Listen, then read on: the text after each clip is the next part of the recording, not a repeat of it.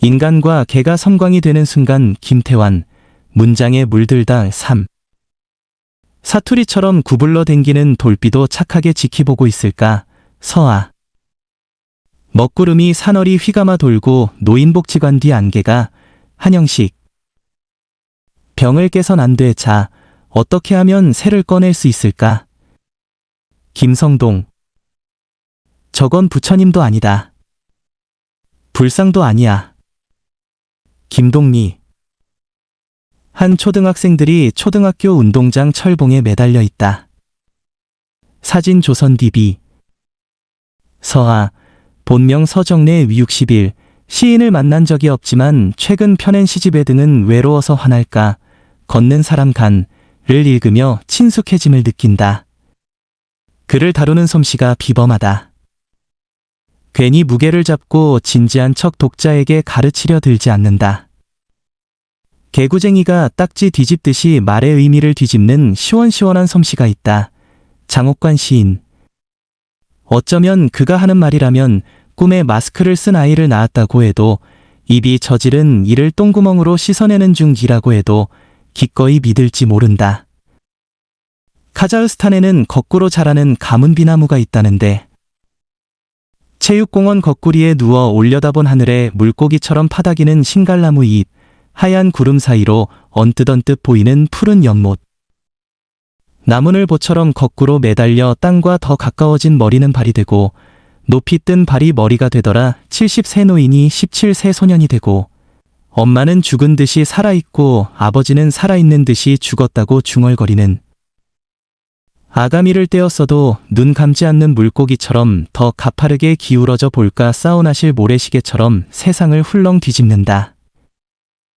저쪽과 이쪽을 뒤바꾸듯이 무너질 것 같은 역경도 경력이 되는 거꾸리, 거기 달라붙어 자라는 거머리 같은 그늘은 그냥 덤이래. 서아이 거꾸리 전문. 문학평론가 이성혁은 그의 시집을 읽고 거꾸리 시학이라고 했다. 시간을 거꾸로 거슬러 올라가고 저쪽과 이쪽을 뒤바꾸는 거꾸로 보기를 통해 보이던 것이 새롭게 보이고, 보이지 않던 것이 보이기 시작한다는 것이다. 말장난 같으면서도 왠지 행간 속에 따스하고 재미있는 사연이 담겨 있어 또 읽고 싶어진다. 삶은 계란이 맞을 짓 한 적 없는 바위에 뒤통수를 한 대 탁 칩니다. 친 사람이 더 아프다는 말. 잘 맞춘 퍼즐 같습니다. 깨어진 만큼 더 넓은 세상이 보인다고 누가 그랬습니다. 깨어지는 힘도 스펙입니다. 계란 안에서는 계란이 안 보입니다. 균열된 금 사이로 엄지와 검지를 밀어 넣으며 살살 벗깁니다. 햇살이, 구름이, 나무가 보고 있는데 바보같이 속옷까지 다 벗습니다. 종이도, 플라스틱도, 철제도 아닌 깨어짐이 만든 훈장. 그들을 보고 누가 껍데기라 이름 지었을까요? 알몸을 감싸며 사는 일, 꼭 쥐면 바스락대며 울 것 같아 목이 맵니다. 설령 멋진 신세계가 멋지지 않다 해도 깨어져서야 열릴 신세계, 깨진 적 없이 먼저 가버린 동생은 절대로 모를 일, 깨지지 않은 계란은 고장난 수류탄 같은 것. 작은 틈을 비집고 나오는 풀잎처럼 길게 목 빼며 까치발을 해봅니다만, 견고한 내 틀은 어느 바위가 깨부숴 줄지요. 아직은 뒤통수만 벅벅 긁어대는 삶은 계란입니다. 서아이 시 삶은 계란입니다. 전문. 이번에는 경상도 방언이 종합 선물 세트처럼 담긴 시를 소개한다. 이 시를 읽으면 웃자다가 마주친 눈길엔 돈 없어 몬 사묵은 칠성 사이다를 마신 듯 화했다는 고백에 공감하지 않을 수 없다. 비록 세월이 흘러 인자는 갱죽꽃이 다 늙어쁘겠지만 추억 속에는 지금도 칠성 사이다를 처음 땄을 때처럼 탄산이 흥건하고 달콤 쌉쌀한 맛이 난다. 눈이 내리는데 그가 왜 떠오르는지, 중학교 3학년 때 전근 온 수학쌤이 생각만 해도 좋았다. 무시로 가심이 콩닥거리가 옆짝지가 들을까봐 손바대기로 꾹 누질렀다. 차마이 비애고 싶어가 수학 공부만 쎄가 빠졌고 알면서도 모리는 척 고요한 호수에 돌비 던지듯 툭툭 질문하곤 했지. 웃자다가 마주친 눈길엔 돈 없어 몬 사묵은 칠성 사이다를 마신 듯 화했다. 옆자리 연애편지 대필에 주고받은 자두 2개를 드리고 싶어서 개쭈미에 넣어 댕겼다. 기회를 엿봄에 시간이 좀 흘렀나 싶었는데 자두가 울었는지 교복에 축축한 얼룩이 번지기도 했다. 입수불에 엄마가 바리던 구찌 베니를 살짝 바린 거는 끝내.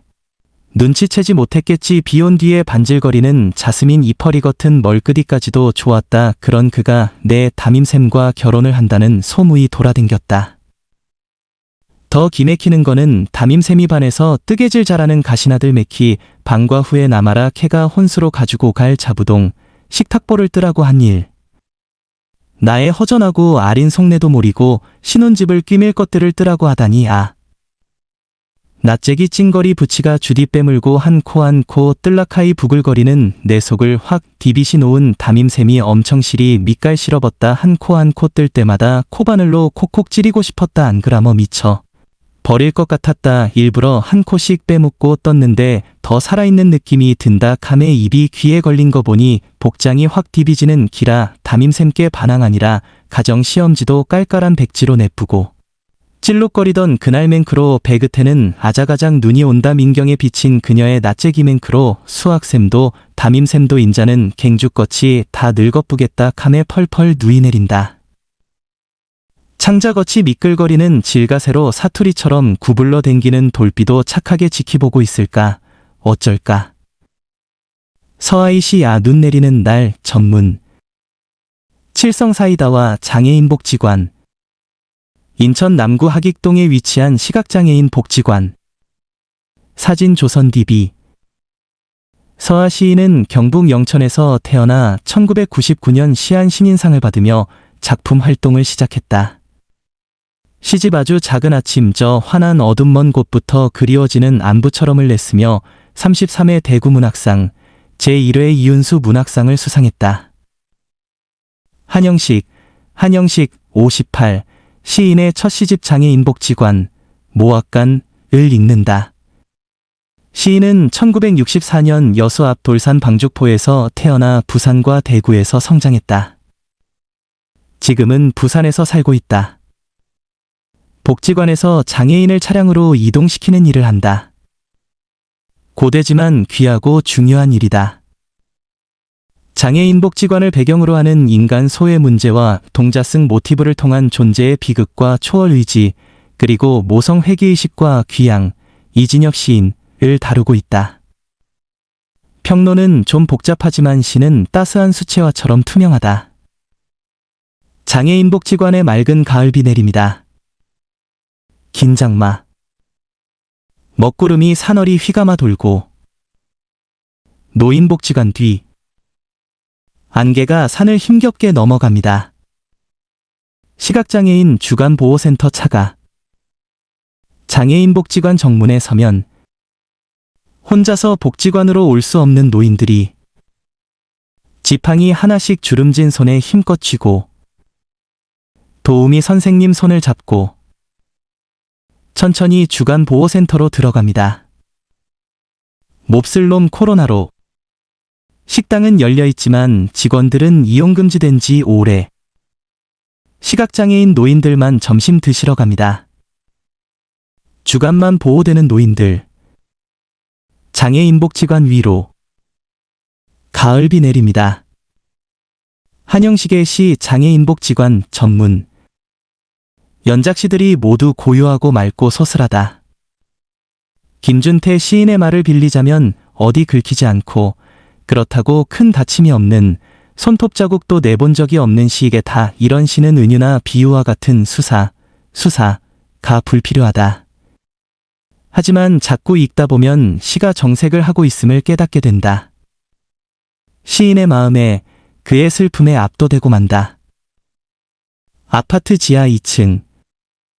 차로 옮길 보찜 둘 주차장 바닥에 내려놓고 어서 오라고 허공에 손을 흔드는 할머니, 2살 때 시력을 잃었다는 할머니, 양산에서 밀양 가는 길을 다 알고 있다는 듯이 초행길인 내게 친절하게 설명을 하신다. 밀양역 앞 주공아파트로 가면 된다고. 경찰서를 지나면 다리가 나오고 다리가 끝나는 곳에서 우회전하면 아파트가 보이고 입구에서 바로 좌회전을 하면 혼자 살고 있는 집이 14층에 있다고. 나는 보찜을 들고 14층 할머니가 홀로 사시는 집에 할머니를 남겨두고 내려왔다. 눈에 보이는 것도 제대로 못 보는 내가 보이지 않는 것을 보는 할머니를 걱정하면서 한영식의 시 장애인에 관한 기록 3. 시각장애 할머니 전문. 시집의 또 다른 시들은 동자승을 모티브로 한 시들이 많다. 새 한 마리, 대웅전 목탁 노란 달덩이와 노란 새, 깊은 산 조그만 움막 하나 등의 이미지가 동자승과 연결돼 있다. 불교적인 세계관을 드러내고 있지만 시인이 표현하고픈 슬픔의 정수가 아닐까? 해맑은 동자승만큼 비극적이면서도 인간사의 욕망을 뛰어넘는 존재도 없다. 니체의 초인, 홉스의 리바이어던, 도스토옙스키의 악령에 나오는 키릴로프가 온다고 해도 동자승은 눈썹 하나 까닥하지 않을 것 같다. 신약의 마테오 복음 18장 2절의 예수 말씀처럼 어린이처럼 되지 않으면 결코 하늘나라에 들어가지 못한다. 저 조그만 산에 집 한 채 있네. 저 조그만 산에 절 하나 있네. 저 조그만 산에 동자승이 있네. 저 조그만 산에 대웅전 기와에 새 한 마리 앉았네. 저 조그만 산에 가만가만 목탁 소리. 저 조그만 산이 숨이 산일지도 몰라. 저 조그만 산이 한영식의 시 동자승 1. 저 조그만 산의 전문. 동자승과 만다라. 영화 만다라에 출연한 배우 안성기 모습이다. 사진 리틀 빅 픽처스. 동자승을 생각하니 김성동 1947에서 2022년의 소설 만다라가 떠오른다. 만다라는 1978년 한국문학이 공모한 100만원 고려 신인상 당선작이다. 작가 자신의 종교적 갈등과 고뇌가 담긴 체험소설로 알려져 있다. 연합뉴스에 따르면 작가의 아버지가 남로당 활동을 하다가 처형당한 아픈 가족사와 연저제로 인해 고교를 중퇴하고 10년가량 승려 생활을 했던 이력이 그의 작품 세계를 이끌었다고 한다. 만다라는 법계의 온갖 덕을 갖춘 것이란 뜻이다. 영마처럼 떠들다 경기도 S군에 있는 벽운사, 객실의 문을 열자 술 냄새가 코를 찔렀다. 나는 잠시 망설이다가 객승, 문 아닙니다 라고 내키지 않는 한마디를 던지며 객실로 들어갔다. 객실엔 비쩍 마른 30대의 승려가 소주병을 기울이고 있었는데 중략, 나는 심히 기분이 나빠 개판이군 하고 잔뜩 격려를 담아 쏘아붙이며 자리를 털고 일어났다. 세상이 개판이지. 비로소 내게로 눈길을 던지며 그 승려는 혼잣말처럼 말했다. 이 장면은 소설 만다라의 시작 부분이다. 두 작중 인물 중에 법운은 인간사의 고뇌와 어려움을 극복하며 구도의 길로 나가나 파괴승지산은 끝내 자살하고 만다는 줄거리. 한국 불교문학의 백미로 손꼽히는 장면이다. 훗날 임권택 감독에 의해 영화화되었는데 법운 역의 안성기, 지산 역의 전무송이 캐스팅되었다. 이 대목도 잊히질 않는다. 여기 입구는 좁지만 안으로 들어갈수록 깊고 넓어지는 병이 있다. 조그만 새 한 마리를 집어넣고 키웠지. 이제 그만 새를 꺼내야겠는데 그동안 커서 나오질 않는구먼. 병을 깨트리지 않고는 도저히 꺼낼 재간이 없어. 그러나 병을 깨선 안 되기 새를 다치게 해서도 물론 안 되고, 자, 어떻게 하면 새를 꺼낼 수 있을까? 어떻게 하면 새를 꺼낼 수 있을까? 병을 깨는 방법 외에 다른 무슨 방법이 있을까? 올해도 어쩌면 병 속에 갇힌 새를 화두로 동안거를 마친 스님이 있을지도 모른다. 김동리 1913에서 의 단편소설 등신불 1960 도 떠오른다. 신을 내포한 인간상 신성을 곁들인 인간상을 담은 소설이다. 주인공은 나는 일본 대정대학 출신의 학도병이다. 중국까지 끌려갔다가 손가락을 자르고 혈서를 써서야 겨우 중국의 스님들로부터 보호를 받게 된다. 삶의 대가로 손가락을 자른 것이었다. 김동리의 소설에서 중요한 가치는 진정성이다. 사람이 사람답게 사는 방법은 진정성을 드러내는 길뿐이다. 진정성은 목숨과도 바꿀 수 있는 것이어야 한다. 내가 손가락을 잘라 혈서를 씀으로써 진심을 드러내려 하는 것도 진정성 때문이다. 김동리는 인간의 가장 숭고한 진정성을 불교의 소신공양을 통해 드러내려 한다. 소신공양은 스스로의 몸을 불살라 공양하는 것을 말한다. 공양의 사전적 의미는 우더른에게 음식을 대접하거나 부처 앞에 음식물을 올리거나 음식을 먹는 일을 뜻한다. 허리도 제대로 펴고 앉지 못한, 머리 위에 조그만 향로를 얹은 채 웃는 듯한, 찡그린 듯한, 온해와 비원, 이 설인 듯한, 그러면서도 무얼하고 형언할 수 없는 슬픔이랄까 아픔 같은 것이 보는 사람의 가슴을 콱 움켜잡는 듯한, 일찍이 본 적도 상상한 적도 없는 그러한 어떤 가부좌상이었다. 내가 그것을 바라보는 순간부터 나는 미묘한 충격에 사로잡히게 되었다고 말했지만, 그러나 그 미묘한 충격을 나는 어떠한 말로써도 설명할 길이 없다. 중략, 나는 손끝 하나 까딱하지 못하며 정강마루와 아래턱을 그냥 덜덜덜 떨고 있을 뿐이었다. 저건 부처님도 아니다. 불상도 아니야. 인간의 진정성이 발휘되는 섬광 같은 순간. 인천시립극단의 연극 등신불의 한 장면. 소설 등신불은 액자소설의 형태를 띠고 있는데 1200년의 긴 세월을 사이에 두고 두 사람, 나와 만적의 이야기가 전개된다. 등신불의 모습에 충격을 받은 나는 두꺼운 표지 위에 금 글씨로 적힌 만적선사, 소신, 성불기를 읽게 된다. 이른바 성불기를 통해 만적이 자신의 영혼을 성불한 것이 아니라 육신마저 바친 것을 알게 된다. 영혼과 육신 모두 성불을 이룬 것이다. 나는 큰 충격을 받는다. 소설이 말하는 핵심은 결국 범상한 인간조차도 어느 순간 섬광같이 빛나는, 아무리 보잘것없는 인간일지라도 자신의 거룩한 진정성이 발휘되는 순간이 있다는 것이다. 김정숙의 김동리 삶과 문학 참조. 만적은 법명이요, 속명은 기, 성은 조씨, 다 금능서 났지만 아버지가 어떤 이인지는 잘 모른다. 어머니 장씨는 사구라는 사람에게 계가를 했는데 사구에게 한 아들이 있어 이름을 신이라 했다. 나이는 기와 같은 또래로 모두가 연함은 살씩 되었었다. 하루는 어미, 장씨가 두 아이에게 밥을 주는데 가만히 독약을 신의 밥에 감추었다. 기가 우연히 이것을 엿보게 되었는데 혼자 생각하기를 이는 어머니가 나를 위하여 사시 집의 재산을 탐냄으로써 전실 자식인 신을 없애려고 하는 짓이라 하였다.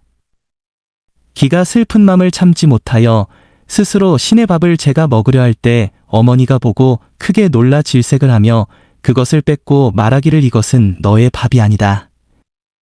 어째서 신의 밥을 먹느냐 했다. 신과 기는 아무도 대답하지 않았다. 며칠 뒤 신이 자기 집을 떠나서 자취를 감춰버렸다. 기가 말하기를 신이 이미 집을 나갔으니 내가 반드시 찾아 데리고 돌아오리라 하고 곧 몸을 감추어 중이 되고 이름을 만적이라 고쳤다. 중략, 만적이 24살 되던 해봄에 나는 본래 돌을 크게 깨칠 인재가 못되니 내 몸을 인양 공양하여 부처님의 은혜에 보답함과 같지 못하다 하고 몸을 태워 부처님 앞에 바치는데 그때 마침 비가 쏟아졌으나 만적에 타는 몸을 적시지 못할 뿐 아니라 점점 더 불빛이 환하더니 호련히 보름달 같은 원광이 빛이었다. 모인 사람들이 이것을 보고 크게 불운을 느끼고 모두가 제 몸의 병을 고치니 무리들이 말하기를 이는 만적의 법력소치라 하고 다투어 사제를 던져 세전이 쌓였다.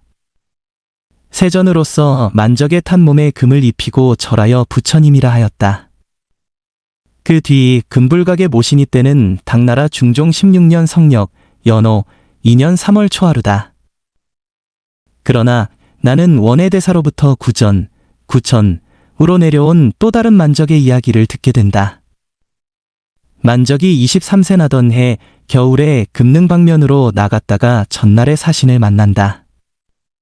13세 때 자기 어머니의 모해를 피해 집을 나간 그였다. 만적 역시 사신을 찾아 집을 나섰다가 중이 된 채 꼭 10년 만에 다시 만난 것이었다. 사신을 보고 만적은 눈물을 금할 수 없었다. 착하고 어질던 사신이 어쩌면 하늘의 형벌을 받았단 말인고 사신은 한센병에 걸렸던 것이다. 만적은 자신의 염주를 사신의 목에 걸어주고 그 길로 곧장절로 돌아가 화식을 끊고 말을 잃었다. 그리고 분신, 공양을 선택한다. 만적의 머리 위에 화관같이 씌워진 향로에서는 점점 더 많은 연기가 오르기 시작했다. 이미 오랜 동안의 정진으로 말미암아 거의 화석이 되어가고 있는 만적의 육신이지만 불기운이 그의 숨골, 정수리를 뚫었을 때는 저절로 몸이 움츠해졌다. 그리하여 그때부터 눈이 보이지 않게 그의 고개와 등가슴이 조금씩 앞으로 숙여져 갔다. 들기름에 절은 만적의 육신이 연기로 화하여 나가는 시간은 길었다. 그러나 그 앞에 선 500의 대중, 승려는 아무도 쉬지 않고 아미타불을 불렀다. 소설 등신불을 통해 나의 손가락과 만적의 몸을 동계에 놓을 수 있는 가능성을 열어놓는다. 몸이든 손가락이든 진정성을 드러내는데 크고 작음이 중요하지 않다. 만약 신이 있다면 우리의 진정성을 그분만이 안다면 그것으로 충분하기 때문이다. 소설의 마지막 문장은 이렇다. 모거, 소리가 듣고 싶어진다. 테어루에서 정오를 알리는 큰 북소리가 모거와 함께 으르렁거리며 들려온다. 불쌍한 생명을 지킨 갓난이 할아버지. 어린 흰둥이 개의 모습이다. 사진 조선 DB. 진정성은 사람만의 것일까? 황순원 1915에서 2000년의 단편소설 목너미 마을의 개 1948을 읽으며 때로 사람보다 개가 죽음보다 생명이 더 위대하다는 생각이 든다. 보잘것없는 한 마리 개, 신둥이를 두고 큰 동장 작은 동장이 아무리 설쳐도 갓난이 할아버지 같은 인물만 있으면 세상은 무너지지 않는다. 만주 이주의 길목인 목너미 마을에 어느 날 황토에 물들어 누렇다 되다시피 한 흰둥이 한 마리가 흘러 들어온다. 다리까지 저는 개를 보고 마을 사람들은 미친 개라고 잡으려 든다. 딱 한 사람, 갓난이 할아버지만 신둥이를 보살핀다. 동장 형제들은 동네 개들이 신둥이와 함께 있었다는 이유로 모두 잡아먹어버린다. 어느 날 갓난이 할아버지는 산에서 신둥이 새끼들을 발견하게 되고 이 새끼를 다른 동네에서 얻어온 것이라며 동네 사람들과 옆마을에 나누어 준다. 갓난이 할아버지는 서산 너머의 옛날부터 험한 곳이라고 해서 좀처럼 나무꾼들이 드나들지 않는, 따라서 거기만 가면 쉽게 나무 한 찜을 해올 수 있는 여우골로 나무를 하러 갔다. 손쉽게 나무 한 찜을 해가지고 돌아오는 길에 무심코 길 한 옆에 눈을 준 갓난이 할아버지는 거기 웬 짐승의 새끼가 뭉켜있는 걸 보았다. 이게 범의 새끼나 아닌가 하고 놀라 자세히 보니 그것은 다른 것 아닌 잠든 강아지들이었다. 그리고 저만큼의 바로 신둥이 개가 이쪽을 지키고 서 있는 것이었다. 앙상하니 뼈만 남아가지고 갓난이 할아버지가 강아지께로 가까이 갔다. 5마리인가 되는 강아지는 벌써 한 20알은 넉넉히 됐을 성싶었다. 그러자 갓난이 할아버지는 다시 한번 속으로 놀라고 말았다. 잠이 들어있는 5마리 강아지 속에는 틀림없는 누렁이가, 검둥이가, 바둑이가 섞여 있는 게 아닌가. 중략. 갓난이 할아버지는 여우골에서 강아지를 본 뒤부터는 한층 조심해서 누가 눈치채지 못하게 나무하러 가서는 이 강아지들을 보는 게 한 재미였다. 사람이 먹기에도 부족한 보리범벅이었으나 그 부스러기를 집안 사람 몰래 가져다 주기도 했다. 아주 강아지가 밥을 먹게쯤 됐을 때 갓난이 할아버지는 집안 사람들 보고 아무곳 아무개한테서 얻어오는 것이라 하며 강아지 한 마리를 안고 내려왔다. 한 동네 곱단이네도 어디서 얻어준다고 하고 한 마리 안아다 주었다. 그리고 여우골에서 그냥 갈 수 있는 절골 사는 아무개네도 한 마리, 서제곡 사는 아무개네도 한 마리, 이렇게 한 마리씩 5마리를 다 안아다 주었다. 결국 세월이 흘러 목넘이 마을에서 기르는 계란개는 거의 다 신둥이의 증손 아니면 고손이 되었다. 신둥이의 생명력에 놀라지만 신둥이를 끝까지 지킨 갓난이 할아버지가 있어 가능한 일이었다. 큰 동장 작은 동장을 중심으로 마을 사람들이 미친 개를 잡으려 할 때 생명의 소중함을 아는 갓난이 할아버지가 있어 불쌍한 개를 지킬 수 있었던 것이다. 남이 뭐라고 해도 생명을 지키고 소중히 여길 줄 아는 의지가 세상을 변화시킨다. 소설의 마지막 대목이 인상적이다. 크고 작은 동장내 두 집에서까지도 요새 자기네 개가 낳은 신둥이개의 고손자를 얻어갔다는 말도 했다. 이런 말을 하는 갓난이 할아버지는 이제는 아주 흰 서리빨이 된 텁석뿌리 속에서 미소를 띄우는 것이었다.